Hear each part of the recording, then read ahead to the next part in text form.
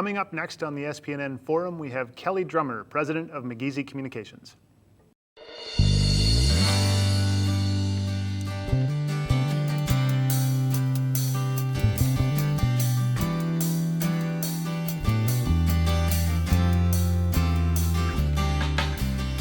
Hi, and welcome to the SPNN Forum. My name is Martn Ludden. I'm the Executive Director of the St. Paul Neighborhood Network, and we're here today with Kelly Drummer, President of Migizi Communications.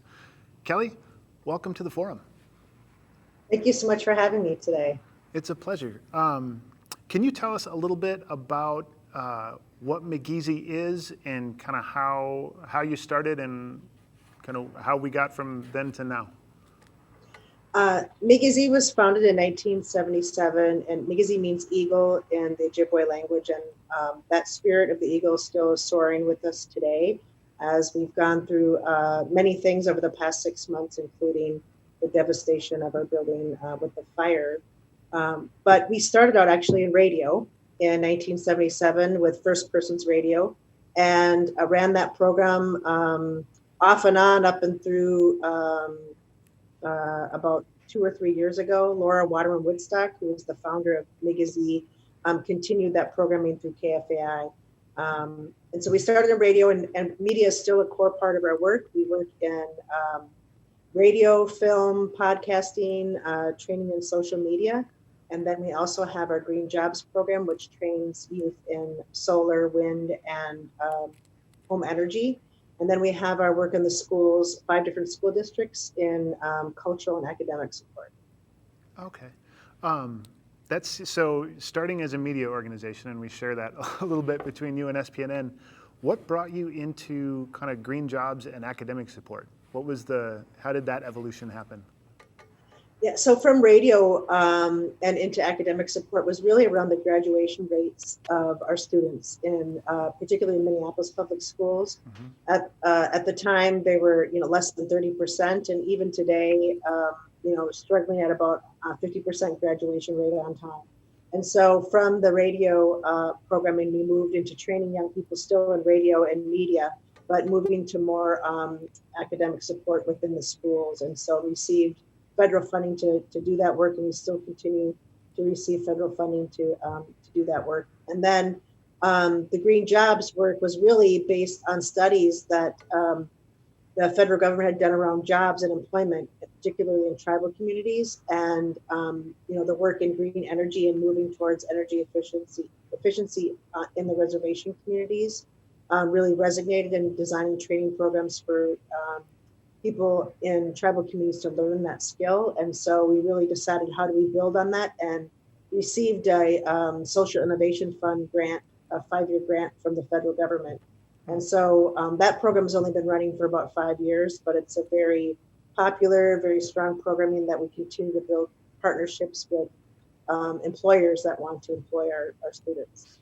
And who is that? Are you looking to place students with like Excel and Centerpoint, or is it energy company, or is it traditional energy companies, or is it some of the solar folks, or what does that look like?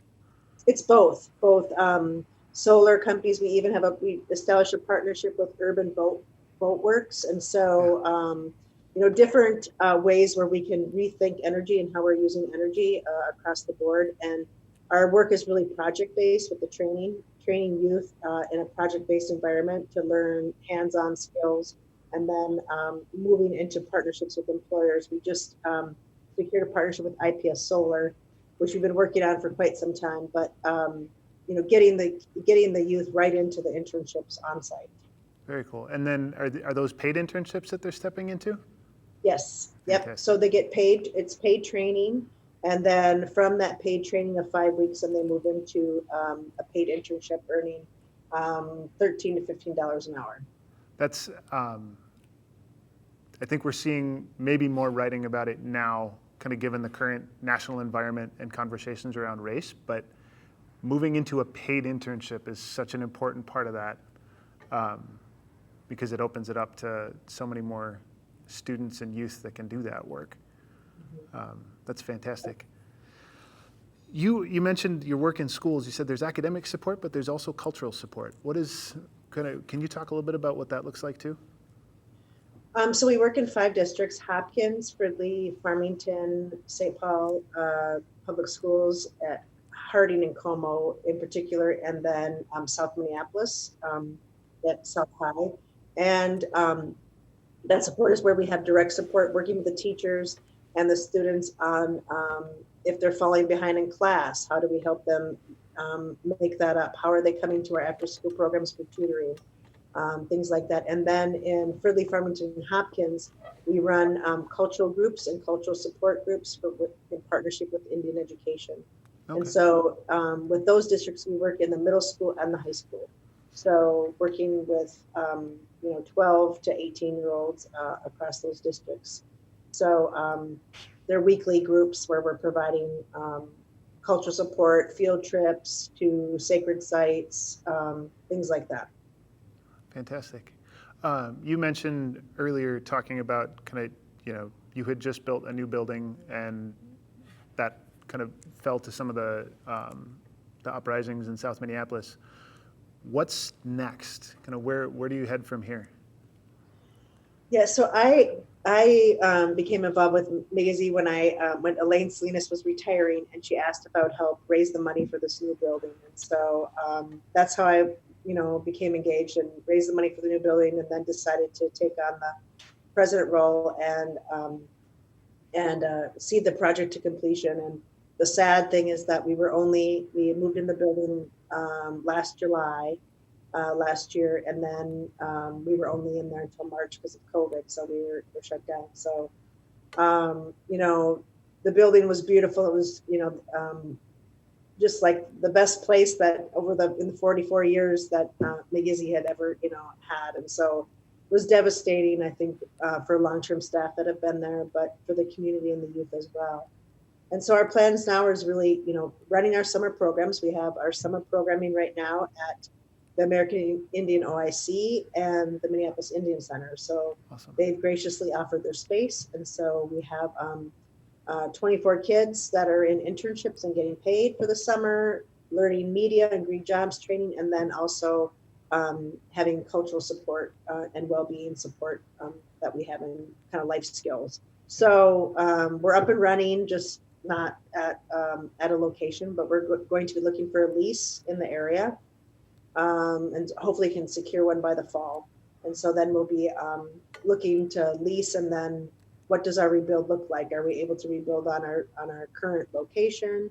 Do we move to another location, somewhere that's close to South High School, where we work with over 200 students at South High? Oh, wow. And so that's our significant kind of contact day to day and daily, and where we're able to offer the after school support as well. And so want to stay in the neighborhood. We're committed. We've been in the Longfellow Phillips neighborhood for over 40 years, and so making that commitment to the community. But it is challenging because we do want to rebuild. So what does that short term look like? And what does that lease look like? So right now we're waiting to demolish the building. That whole process is a longer process than you think. So it's just been like little baby steps. The first thing was finding where we could have our programs for the summer, so our youth were secure and able to have programming and jobs. Mm-hmm. So looking for a place to lease, and then what does it look like? Where could we rebuild there? Do we have to sell that land and find somewhere else that's nearby? I think the board and myself and the staff are open to what that looks like. Did you own that building? Did you own, or were you renting in that space? We owned the building. So we purchased the building in the end of 2018, and then began the renovations right at the start of the year in 2019. So, we own the building, and everything in there was brand new. So when you look at the equipment list and things for the insurance, it was like, oh, we barely use that. So I mean, we have taken a loss. It's just kind of like, I try to explain to people, like buying a new car. You have everything brand new and shiny, and insurance only covers to what actually, was in the building, not actually what it costs to renovate everything. So right. So in that process of the initial build, I mean, how long were you on and raising money to do that work? before you moved into the president role? So I started in March of 2018, and we had raised the money by November of 2018. We had to raise around 800,000 for the renovation, and the building was about 800,000. So, so secured that, and then was gonna just kind of say, oh, but then kind of got wrapped up into the project and what it looked like, and we had visioning meetings with our youth about what we could do with the space, and so then I thought, well, I'll stay, and so here I am, a year and a half later in this role, but it's really exciting, and I think just thinking about the rebuild now, I've been through the process, like I know kind of what it takes, and so it doesn't seem as daunting as it did, a year and a half ago, where I have that experience and how how to do it. Except for this demolition, I have no idea what that is. But well, and hopefully you won't have to use that learning again. Exactly. I know there's at least one other nonprofit president in the Twin Cities who has that experience of raising the money to build the building and then eventually moving into the president's role. Nancy Brady over at Neighborhood House raised the money for Wellstone Center and then, or helped do that campaign and then moved into the president's role too. Yeah. So beware when someone asks you to raise money for a building. Exactly. He might be wrapped up into the big job. Yeah, that's the next step. So I would presume that a lot of that visioning work carries and that you get to use, the products that came out of there as you approach a new building. Do you have what does your timeline look like? So the board and I, we've discussed, just to be realistic, June of 2022. Okay. To either decide to rebuild at that site, another site. One of the things when we're thinking about a rebuild is how do we build a building where we're able to have actually a solar training ground on the roof. That building that we had, was built 100 years ago, was 100 years old, was unable to support solar. So when we rebuild, how do we look at, rooftop gardening, a solar array where the youth can actually install the solar and have that be the training ground. Our media studio, having it more like an actual studio where you can do podcasting, film. That space wasn't, we didn't have enough money, right? We had the building, we had certain things we had to do. So that, I think it gives us an opportunity to really think bigger about how the building then supports the programs in a stronger way. So we've even talked about, well, if we stayed in this location, would we have one floor that was open and for programming and then the offices and conference room on a second floor, if we could do 2 floors, if we could afford it. So there's lots of ideas and lots of options, but everybody loved the building. It just may look a little different, either if it's there or somewhere else. So.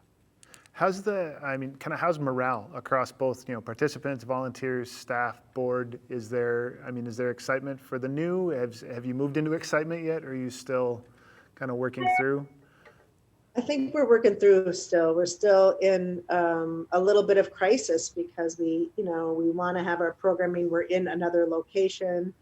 Like I'm pretty much working from home because you can only have so many students and stuff. So I feel like we're scrambling a bit. And so until we actually have a physical place that's ours, like we can have all our stuff and our computers, like I have stuff in my garage, we have stuff over here.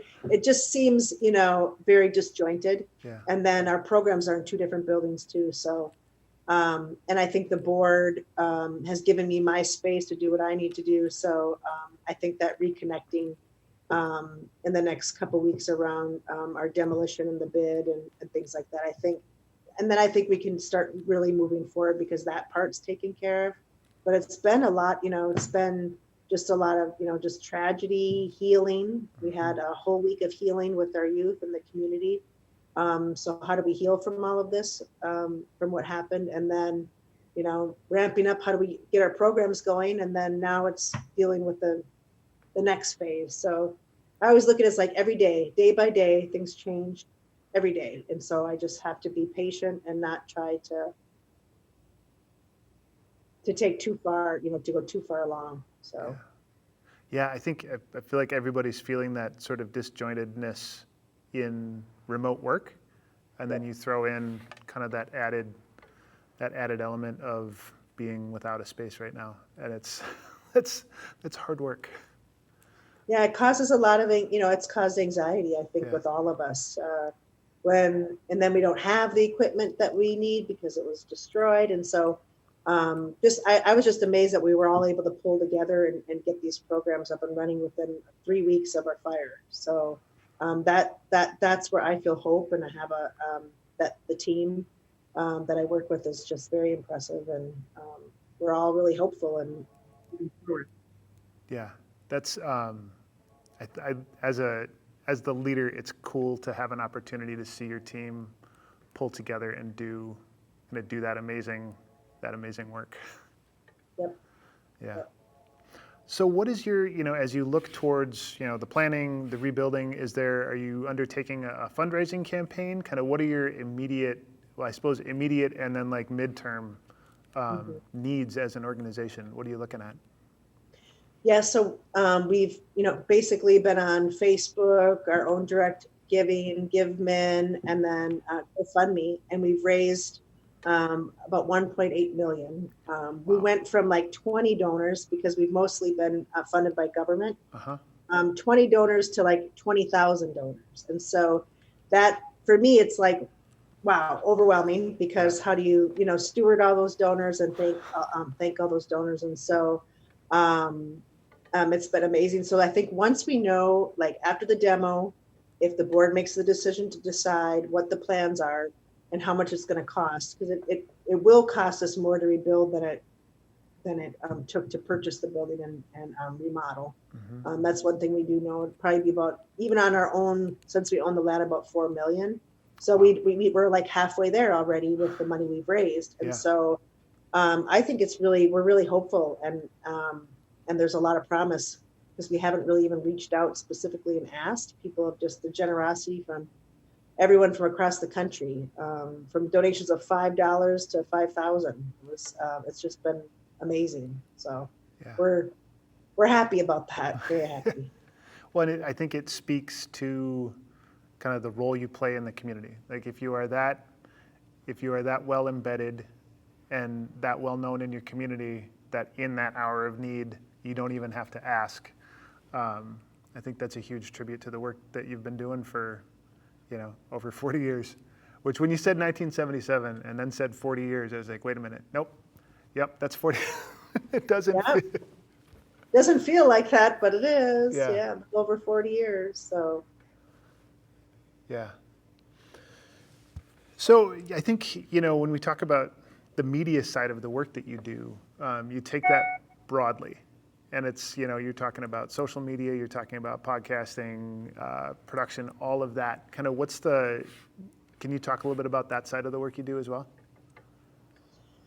Sure. So one of the things that we just implemented last year was the podcasting and training youth in podcasting. And if you go to our website, a lot of those podcasts are on our website. So that was relatively new, a new piece of work. And then just this last year, we moved partnership with Minneapolis Community College in earning a certification in social media.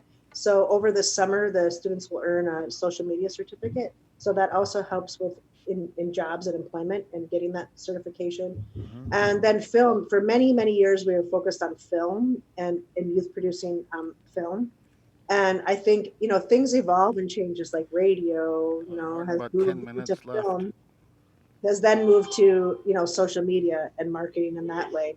So how do we continue to evolve and meet our young people in that space where they can be the most creative? Yeah. I mean, so TikTok, that's the new medium. Facebook is for old people and whatever, but that's where. And so how can we continue to be innovative and creative and helping our young people and getting the training they need to hopefully make a career out of the work in their media training. So, and same with green jobs. How do you take and be creative and indigenize some of the learnings around environment? And one of the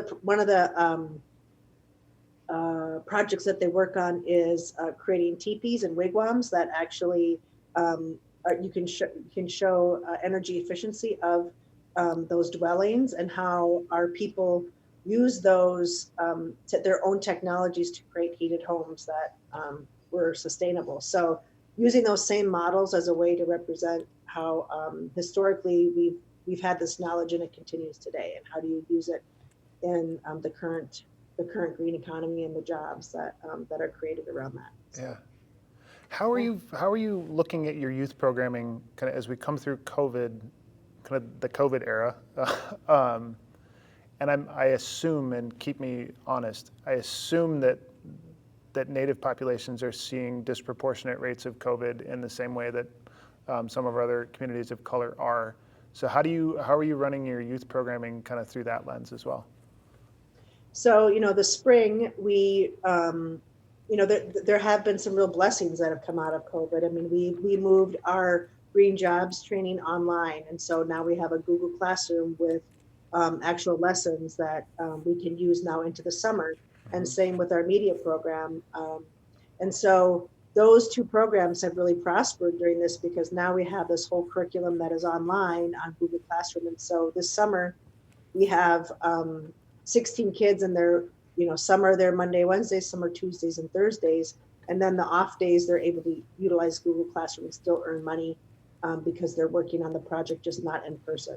Yeah. So it's opened up avenues where we had never, ever been before COVID. The challenge with the schools is probably our greatest challenge, is working in partnership with the teachers and the schools because of their own struggles and getting things up and running. And there was, some frustration and challenges just in connecting with youth that we had, from going actually physically to the schools. And so those are things as we move forward through this that I'm definitely concerned about. And I know our staff are concerned, because that disconnect with students and not being able to see them face to face, because our people are very relational. And so that relationship kind of breaks just even for a month. It's easy to fall off. So we've had quite a few students that, we saw them in March and they were coming every day to our building, and we haven't seen since. And so we did make care packages here in my backyard and been delivering them with medicines and a gift card and just all of our phone numbers, just letting them know that here's our cell numbers, call if you need us. So it's really about just reaching out and continue to reach out ways that we can during these times.